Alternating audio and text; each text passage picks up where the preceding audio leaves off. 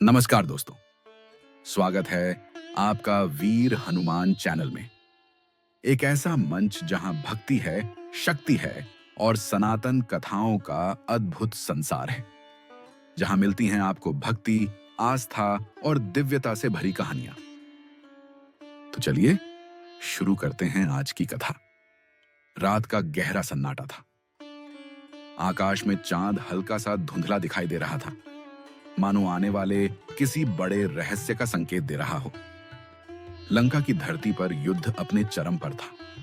एक ओर मर्यादा और धर्म के प्रतीक भगवान श्री राम अपनी वानर सेना के साथ डटे थे, तो दूसरी ओर अहंकार और अधर्म का प्रतीक रावण अपनी पूरी शक्ति लगा चुका था। हर दिन युद्ध होता, हर रात योजनाएं बनती, लेकिन अब रावण समझ चुका था कि उसकी हार निश्चित है। फिर भी उसका घमंड उसे झुकने नहीं दे रहा था। इसी बेचैनी के बीच उसने अपने सबसे रहस्यमय और शक्तिशाली भाई अहिरावण को याद किया। अहिरावण, जो पाताल लोक का राजा था, तंत्र मंत्र और मायावी शक्तियों में अपार सिद्धि रखता था। कुछ ही क्षणों में वातावरण में एक अजीब सी ठंडक फैल गई और अचानक रावण के सामने धुएं के बीच अहिरावण प्रकट हुआ। रावण ने गंभीर स्वर में कहा, भाई, अब केवल एक ही उपाय बचा है। यदि किसी तरह राम और लक्ष्मण को इस युद्ध से हटा दिया जाए तो जीत मेरी हो सकती है। अहिरावण की आंखों में एक खतरनाक चमक उभरी। वह मुस्कुराया और बोला, यह कार्य कठिन है, लेकिन असंभव नहीं। आज रात ही मैं उन्हें पाताल लोक ले जाऊंगा, जहां से कोई वापस नहीं आ सकता। रात और गहरी हो चुकी थी। चारों ओर शांति थी, लेकिन यह शांति तूफान से पहले की थी। राम जी और लक्ष्मण अपने शिविर में विश्राम कर रहे थे। उनकी रक्षा के लिए वानर सेना सतर्क थी। हनुमान जी स्वयं पहरा दे रहे थे। उनकी आंखों में जागरूकता और भक्ति का अद्भुत संगम था। तभी अचानक एक परिचित स्वर सुनाई दिया। वह विभीषण का रूप धारण किए अहिरावण था। उसने धीरे धीरे पहरेदारों को भ्रमित किया और शिविर के भीतर प्रवेश कर गया। अपनी मायावी शक्ति से उसने सभी को गहरी नींद में सुला दिया। फिर उसने राम और लक्ष्मण को उठाया और पल भर में पाताल लोक की ओर चला गया। सुबह होते ही शिविर में हाहाकार मच गया। हर ओर चिंता और भय का वातावरण था, लेकिन हनुमान जी शांत थे। उन्होंने अपनी आंखें बंद की और ध्यान लगाया। उनकी दिव्य दृष्टि ने तुरंत सत्य प्रकट कर दिया। यह कार्य अहिरावण का है, उन्होंने दृढ़ स्वर में कहा, और जब तक मैं जीवित हूं, मेरे प्रभु को कोई हानि नहीं पहुंचा सकता। इतना कहकर हनुमान जी ने एक विशाल रूप धारण किया और धरती को चीरते हुए पाताल लोक की ओर बढ़ चले। जैसे जैसे वे नीचे उतरते गए, वातावरण बदलता गया। प्रकाश की जगह अंधकार ने ले ली। हवा में अजीब सी गंध थी और चारों ओर विचित्र जीव घूम रहे थे। कुछ ही समय में वे पाताल लोक के द्वार पर पहुंच गए। वहां एक बलशाली योद्धा पहरा दे रहा था।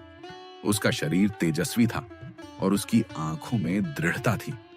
रुको, उसने जोर से कहा, यह पाताल लोक का द्वार है। बिना अनुमति कोई प्रवेश नहीं कर सकता।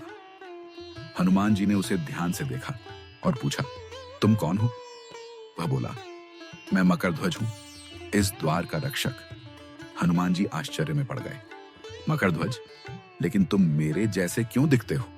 मकरध्वज ने सिर झुकाकर कहा, आप ही मेरे पिता हैं। जब आपने लंका दहन के बाद समुद्र में छलांग लगाई थी, तब आपके शरीर से निकली एक बूंद को एक मछली ने निगल लिया था। उसी से मेरा जन्म हुआ। क्षण भर के लिए हनुमान जी मौन हो गए, लेकिन समय कम था। उन्होंने कहा, मुझे अपने प्रभु को बचाने के लिए अंदर जाना होगा। मकरध्वज ने दृढ़ता से उत्तर दिया, मैं अपने कर्तव्य से पीछे नहीं हट सकता, चाहे सामने मेरे पिता ही क्यों ना हो। दोनों के बीच भयंकर युद्ध छिड़ गया। गदा की टक्कर से पाताल लोक गूंज उठा। अंततः हनुमान जी ने अपनी शक्ति से मकरध्वज को परास्त किया। लेकिन उसे मारने के बजाय बांध दिया और आगे बढ़ गए। अंदर पहुंचकर उन्होंने देखा कि एक विशाल यज्ञ की तैयारी हो रही थी। अहिरावण मंत्र पढ़ रहा था और राम तथा लक्ष्मण बंधे हुए थे। वातावरण में तंत्र मंत्र की गूंज थी।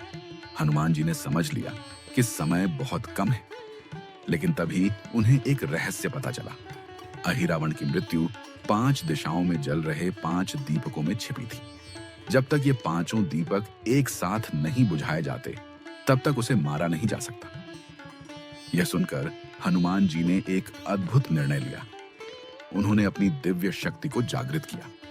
उनका शरीर चमकने लगा और देखते ही देखते उन्होंने 5 मुख धारण कर लिए।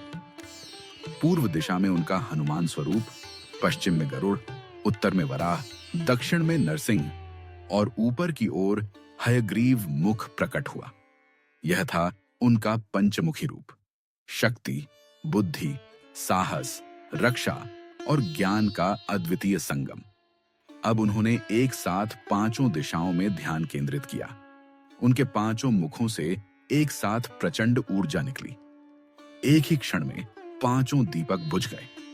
जैसे ही दीपक बुझते ही अहिरावण की शक्ति समाप्त हो गई। वह घबरा गया, लेकिन अब बहुत देर हो चुकी थी। हनुमान जी ने अपनी गदा उठाई और एक ही प्रहार में उसका अंत कर दिया। पूरे पाताल लोक में कंपन फैल गया। देवताओं ने आकाश से पुष्प वर्षा की। हनुमान जी तुरंत राम और लक्ष्मण के पास पहुंचे। उन्होंने उन्हें मुक्त किया और अपने कंधों पर बैठाकर वापस धरती की ओर चल पड़े। जब वे वापस युद्ध भूमि में पहुंचे, तो सभी की आंखों में खुशी के आंसू थे। राम जी ने हनुमान जी की ओर प्रेम से देखा और कहा, हनुमान, तुम्हारी भक्ति और शक्ति अद्वितीय है। तुम केवल मेरे भक्त नहीं, मेरे सबसे प्रिय हो। हनुमान जी ने विनम्रता से सिर झुका दिया। उनके लिए सबसे बड़ा पुरस्कार अपने प्रभु की सेवा थी। हनुमान जी का पंचमुखी रूप हमें सिखाता है कि जब जीवन में कठिनाइयां चारों ओर से घेर लें, तो हमें भी अपने भीतर की 5 शक्तियों को जगाना चाहिए। साहस, बुद्धि, धैर्य, भक्ति और शक्ति। आज भी जब कोई सच्चे मन से हनुमान जी का स्मरण करता है, तो वह अकेला नहीं होता, क्योंकि जहां भक्ति है वहां हनुमान है। और जहां हनुमान है, अगर आपको यह कथा भावुक और प्रेरणादायक लगी हो, तो वीर हनुमान चैनल को सब्सक्राइब जरूर करें। वीडियो को अपने मित्रों और परिवार के साथ शेयर करें और कमेंट में लिखना न भूलें। जय बजरंग बली। फिर मिलेंगे एक और भक्तिमय कथा के साथ। जय हनुमान, जय बजरंग बली।